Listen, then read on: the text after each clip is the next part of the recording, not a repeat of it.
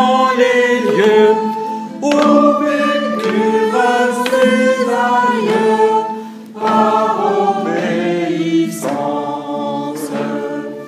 Ces arbustes majestés. Cette nuit, Mon cher ami, va-t'en voir autre part. Ici, c'est plein. Tu arrives bien trop tard. Pas le moindre recoin qui ne soit occupé. Je te le dis en toute vérité.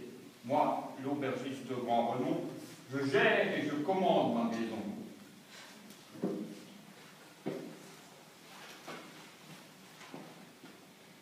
je ne connais ici personne à qui je pourrais demander du secours. Voilà le voisin qui vient justement. Peut-être aura-t-il pour nous un logement. Mon ami, n'y aurait-il une chambre là-haut où nous pourrions trouver vaille quelque repos? De votre femme et vous, je n'ai cure, ma foi. Qui sait d'où vous sortez? Pas de ça sous mon toit. Loge de bons bourgeois. C'est cela mon boulot. Je ne fricote pas avec des mendicots. Dans notre beau quartier, ne venez plus jamais. Dégagez de ma vue et fichez-moi la paix.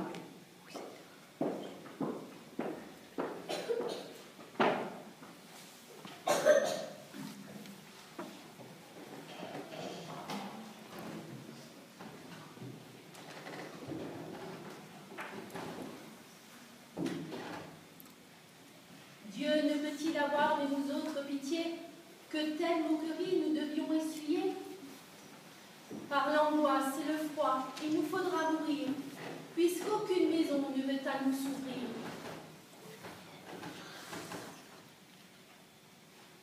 Ma brave femme, eh bien, pourquoi te lamenter? Ne te laisse donc pas si fort désolée. Quant à moi, tu le vois bien de tes yeux. Mon hôtel est rempli de gens de tout pays. Mais je veux bien vous conduire dans mon étable pour vous faire plaisir. Elle est bien confortable.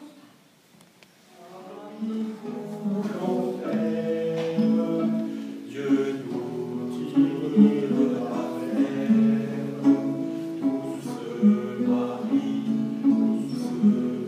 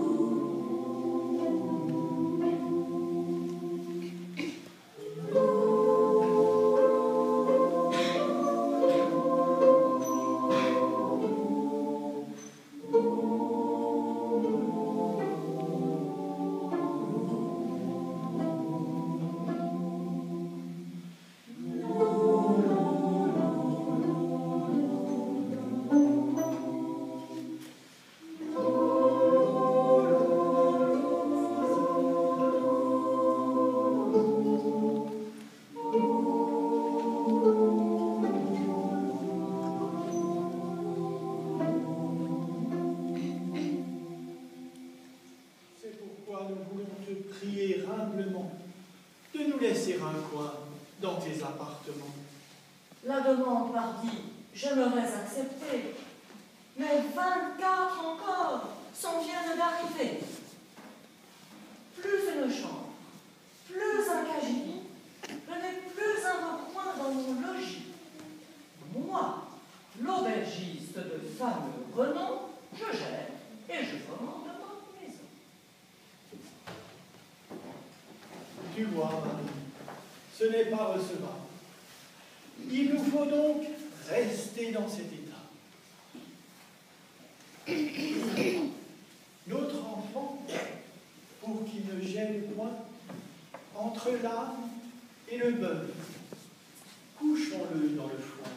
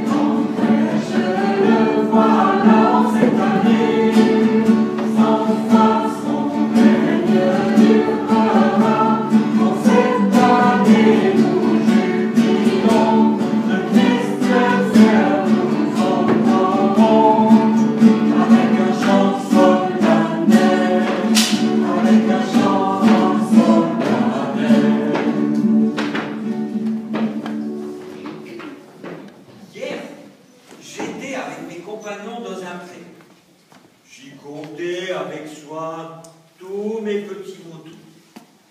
Il m'en manquait vraiment beaucoup. Je t'en dirai brièvement la cause. Eh bien, pire malheur.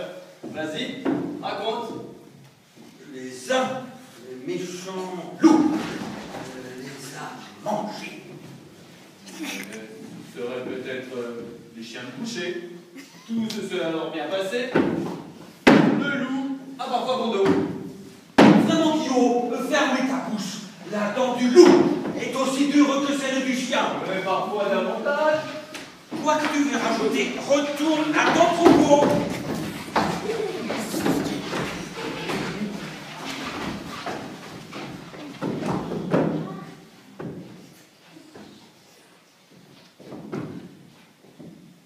Ma mère m'a donné des beignets et des nouilles.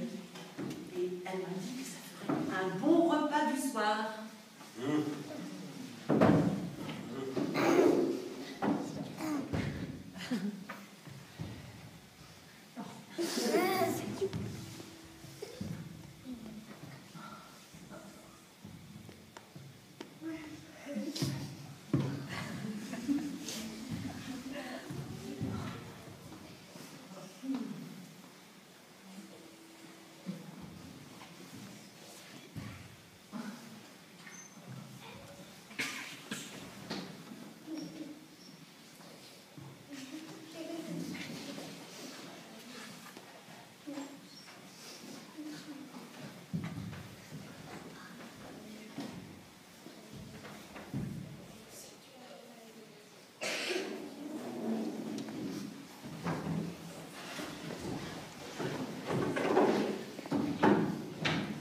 On m'a récemment longuement raconté ce que de toute éternité Dieu dans son cœur a prévu. Le Messie dont nous avons soif, le Messie viendra dans le monde pour consoler, pour délivrer les cœurs purs. Alors, nous serons sur la terre déchargés du fardeau de misère. Ah, si le Messie venait ici, s'il pouvait en être ainsi, alors, en condition de joie, grâce à Dieu, nous chanterions. Mais à quelle heure, en quel lieu viendra-t-il pour que nous puissions voir les pauvres consolés? L'heure, à vrai dire, en est secrète. Mais le lieu nous est bien connu. C'est à Bethléem qu'il doit naître, d'une vierge.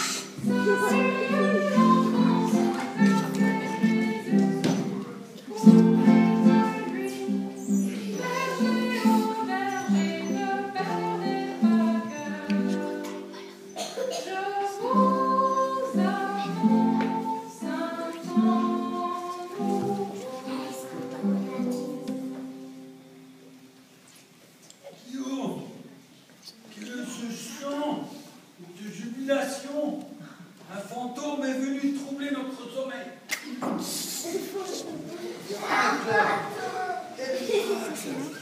Je cherchais simplement mon chapeau. Tout à coup, une La belle image fraîche. Voici je sors de mon sommeil.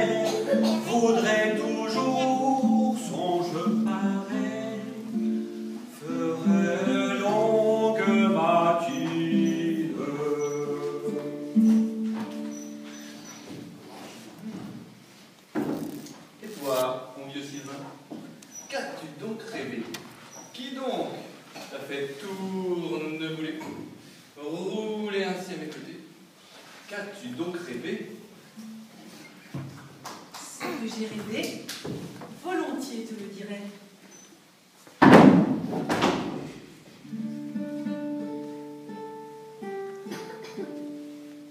Dans le silence de Noël, un sommeil profond me soupire.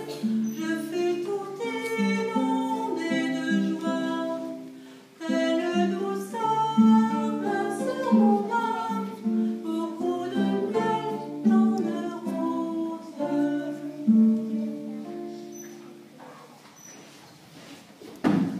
Et toi, mon vieux Guillaume, qu'as-tu donc rêvé?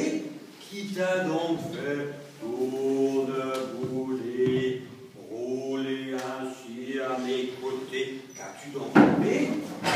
Ce que j'ai rêvé, je peux fort bien vous le dire.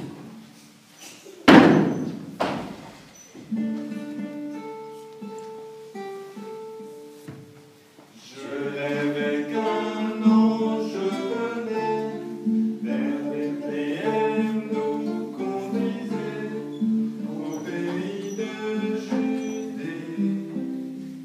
Un miracle y est survenu, nous sommes la nouvelle. Chantons pour honorer Dieu, ceux qui sont contre sont bien Dieu. Honni soit-il qu'il mal y pense, depuis que David est avec nous. Une bataille de vaillants, le finir comme le roi. Il lui faut donc tenir le sceptre et roi des Juifs régner sur la terre. Entrez. Voici l'enfant que vous cherchez.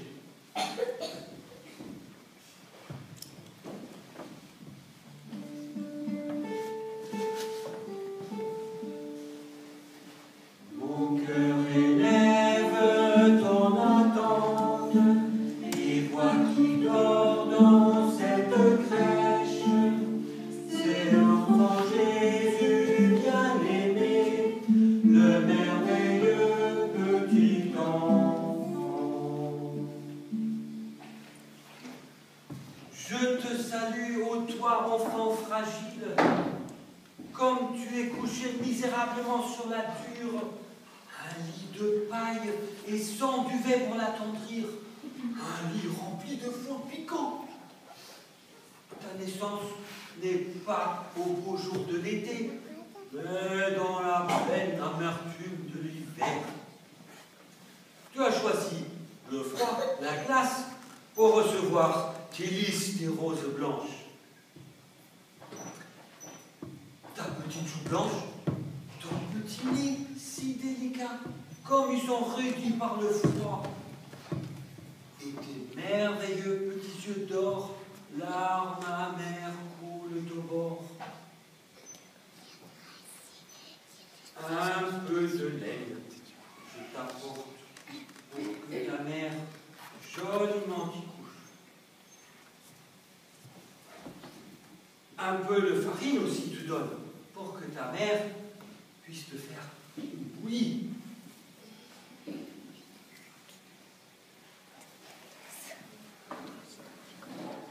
Si je pouvais venir plus souvent à toi, alors j'apporterais bien davantage avec moi.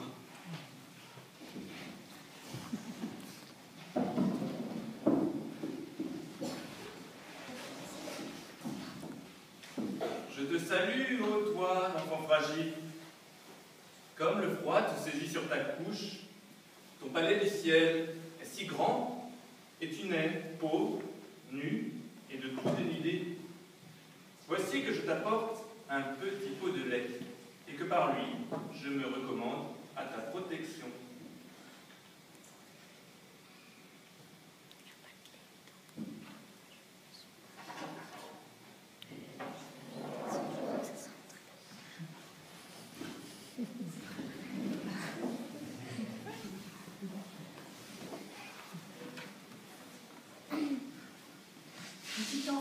cher. Dieu te salue. Je te salue, très cher petit Jésus. Il t'a fallu, ô roi, dans une étable naître. Il te faut te nourrir au sein de ta maman.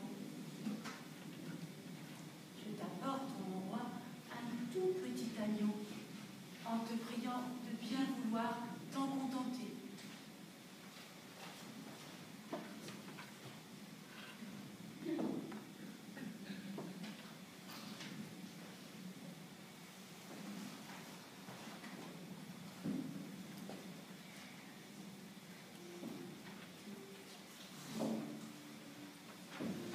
Je m'empresse, ô berger, de vous dire merci pour ces offrandes précieuses.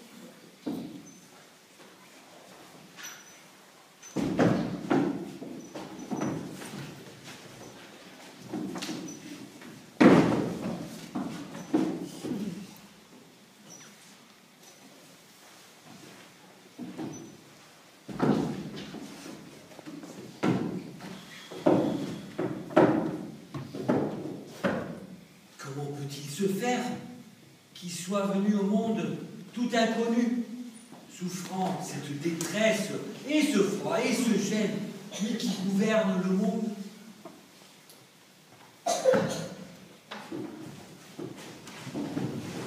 S'il est venu pauvre en ce monde, c'est pour nous connaître dans la compassion, afin qu'au ciel devenions riches, à l'image de ses anges bien-aimés. S'il nous a fait ce don, c'est pour qu'enfin l'homme renonce au chemin de l'orgueil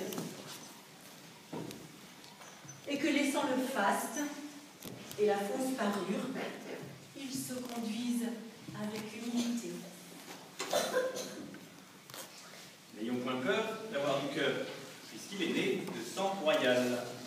David, le roi David, était lui aussi berger. Je l'ai lu dans l'Écriture. Et dans cette héroïque aventure, il tua le puissant Goliath.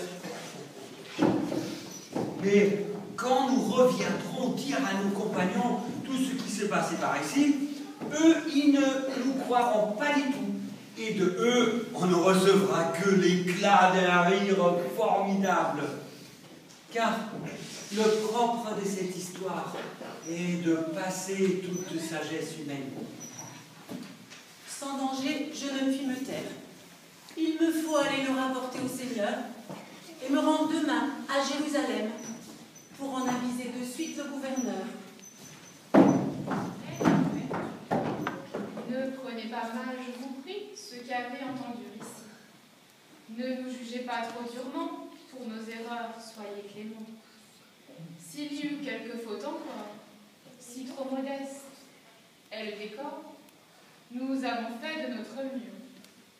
Et maintenant, nous prions Dieu qu'il vous garde dans sa compagnie.